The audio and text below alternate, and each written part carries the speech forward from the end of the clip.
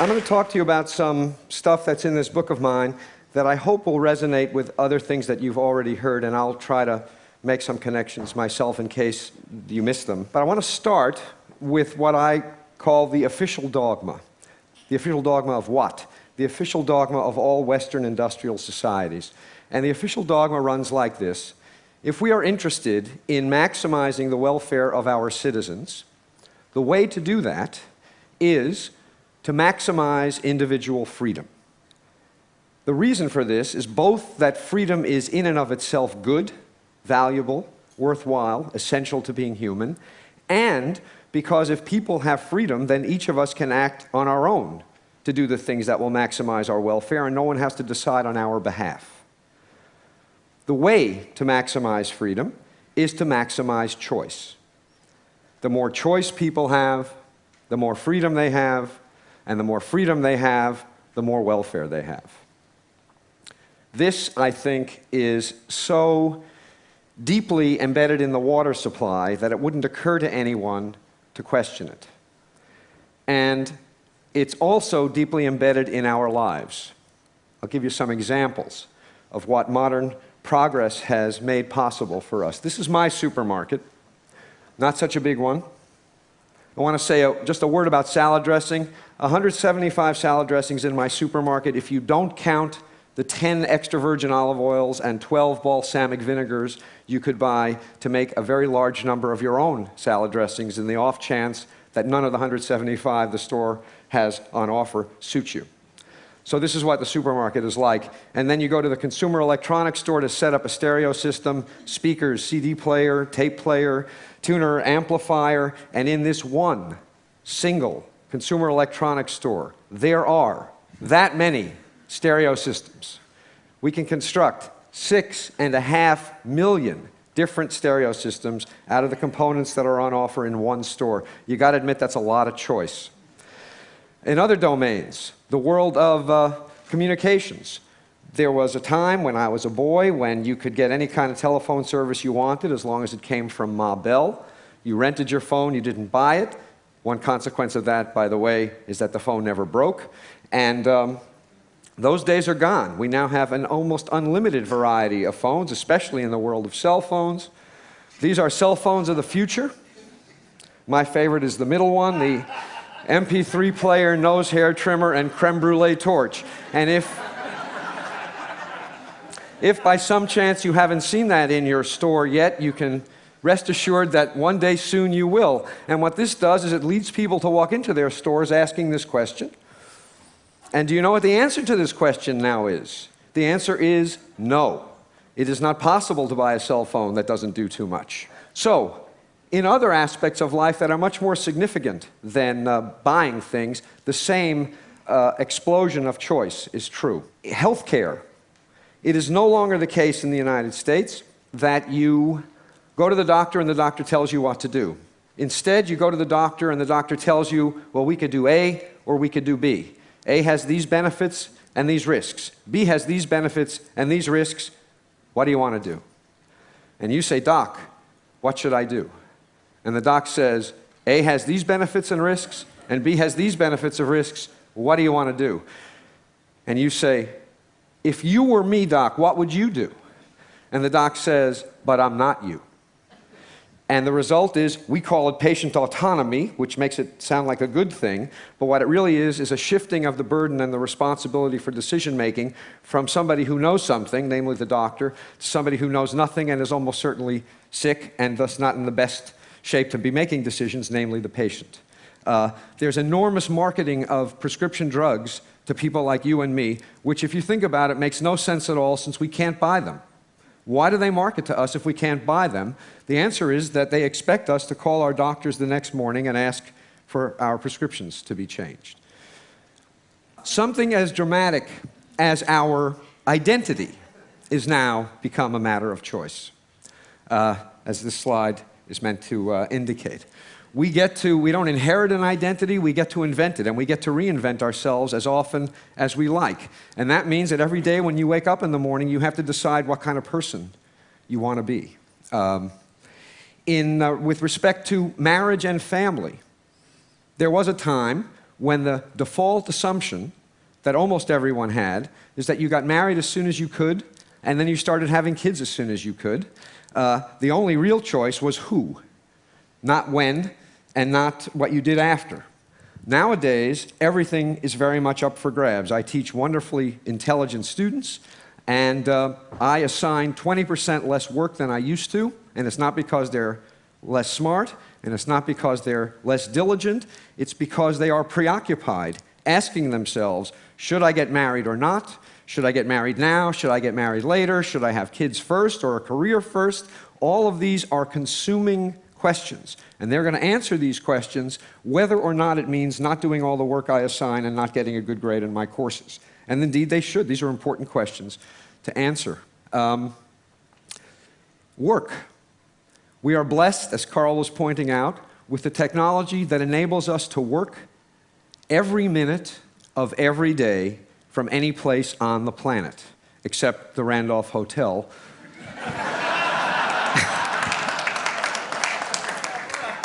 There is one corner, by the way, that I'm not going to tell anybody about where the Wi-Fi works. I'm not telling you about it because I want to use it. So what this means, this incredible freedom of choice we have with respect to work, is that we have to make a decision again and again and again about whether we should or shouldn't be working. We can go to watch our kid play soccer, and we have our cell phone on one hip, and our BlackBerry on our other hip, and our laptop presumably on our laps. And even if they're all shut off, every minute that we're watching our kid mutilate a soccer game, we are also asking ourselves, should I answer this cell phone call? Should I respond to this email? Should I draft this letter? And even if the answer to the question is no, it's certainly going to make the experience of your kid's soccer game very different than it would have been. So everywhere we look, big things and small things, material things and lifestyle things, life is a matter of choice. And the world we used to live in looked like this. That is to say, there were some choices, but not everything was a matter of choice. And the world we now live in looks like this. And the question is this good news or bad news? And the answer is yes. We all know what's good about it, so I'm going to talk about what's bad about it. All of this choice has two effects, two negative effects on people. One effect, paradoxically, is that it produces paralysis rather than liberation. With so many options to choose from, people find it very difficult to choose at all. I'll give you one very dramatic example of this, a study that was done of investments in voluntary retirement plans. A colleague of mine got access to investment records from Vanguard, the gigantic mutual fund company of about 1 million employees in about 2,000 different workplaces. And what she found is that for every 10 mutual funds the employer offered, rate of participation went down 2%. You offer 50 funds, 10% fewer employees participate than if you only offer 5. Why?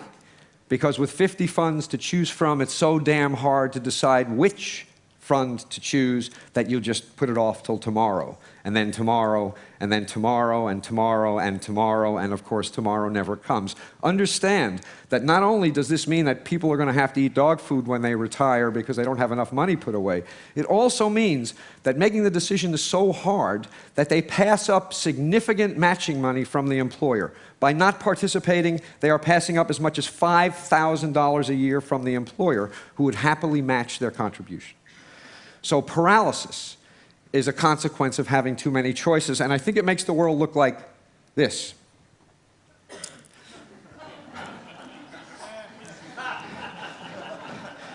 You really want to get the decision right if it's for all eternity, right? You don't want to pick the wrong mutual fund or even the wrong salad dressing. So that's one effect. The second effect is that even if we manage to overcome the paralysis and make a choice, we end up less satisfied with the result of the choice than we would be if we had fewer options to choose from. And there are several reasons for this.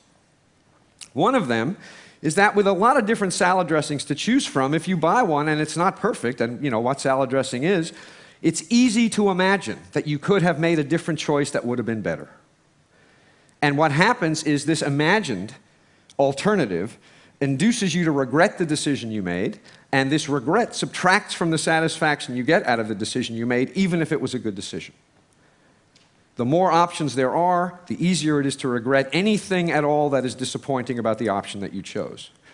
Second, what economists call opportunity costs. Dan Gilbert made a big point this morning of talking about how much the way in which we value things depends on what we compare them to.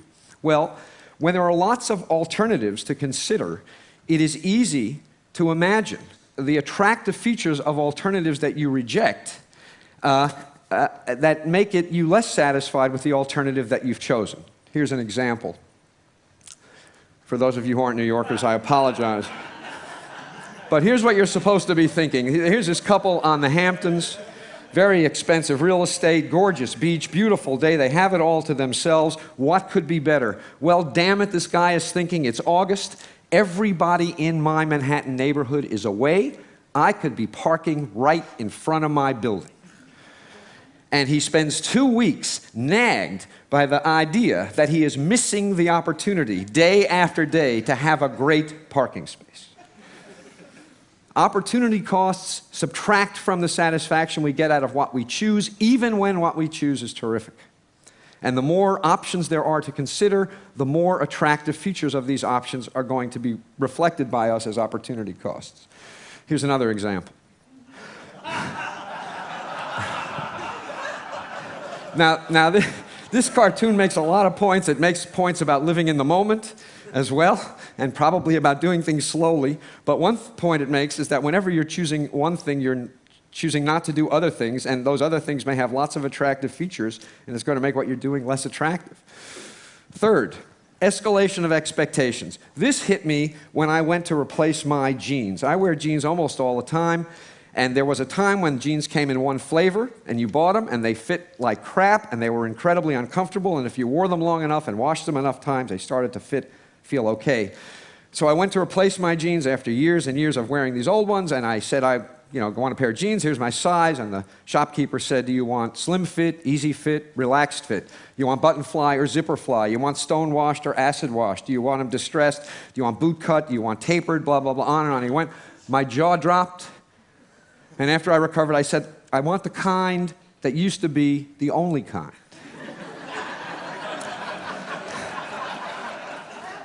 He had no idea what that was.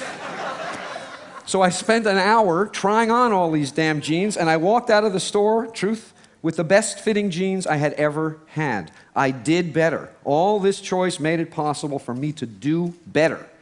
But I felt worse. Why?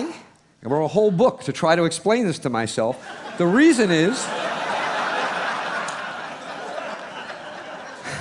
the reason I felt worse is that with all of these options available, my expectations about how good a pair of jeans should be went up. I had I had no particular expectations when they only came in one flavor. When they came in 100 flavors, damn it, one of them should have been perfect. And what I got was good, but it wasn't perfect. And so I compared what I got to what I expected, and what I got was disappointing in comparison to what I expected. Adding options to people's lives can't help but increase the expectations people have about how good those options will be. And what that's going to produce is less satisfaction with results, even when they're good results. Nobody in the world of marketing knows this. Because if they did, you wouldn't all know what this was about. The truth is more like this. The reason that everything was better back when everything was worse is that when everything was worse, it was actually possible for people to have experiences that were a pleasant surprise. Nowadays, the world we live in, we affluent, industrialized citizens, with perfection, the expectation, the best you can ever hope for is that stuff is as good as you expect it to be. You will never be pleasantly surprised because your expectations, my expectations, have gone through the roof. The secret to happiness, this is what you all came for. The secret to happiness is low expectations.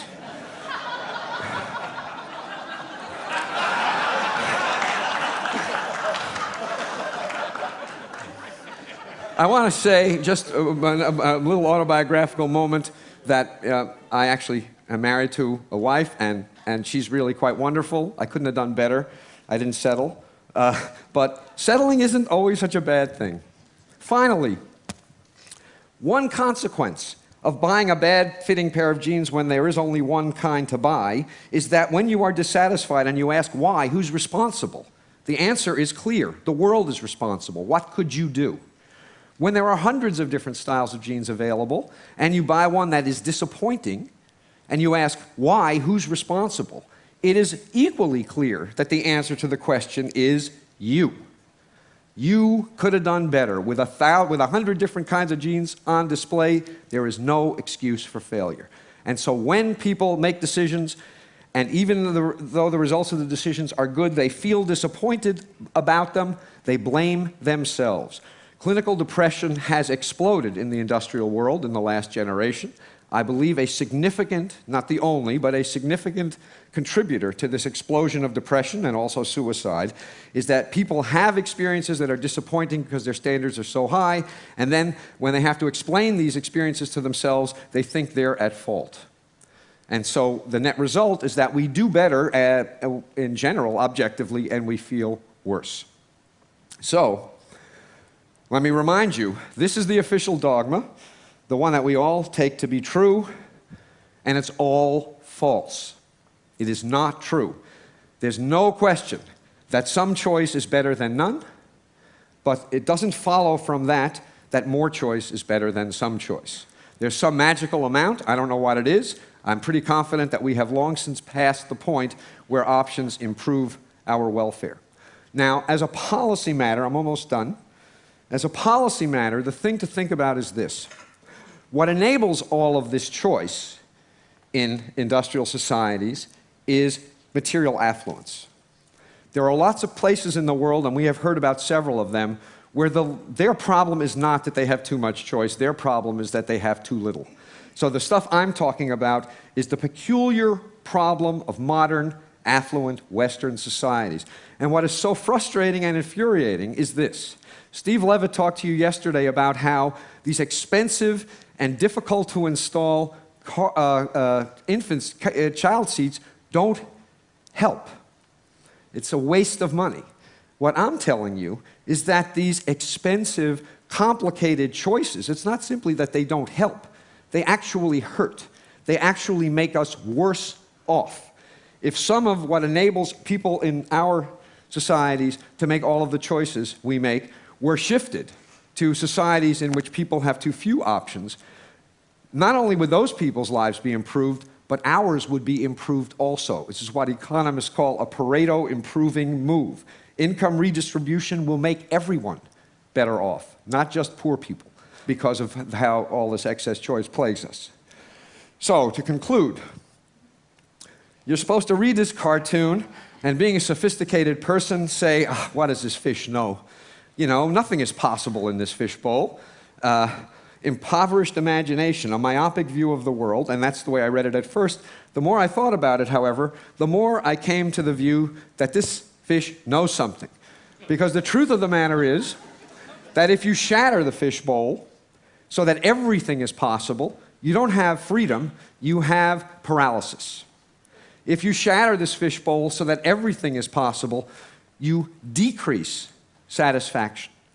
You increase paralysis and you decrease satisfaction. Everybody needs a fishbowl. This one is almost certainly too limited, perhaps even for the fish, certainly for us. But the absence of some metaphorical fishbowl is a recipe for misery and, I suspect, disaster. Thank you very much.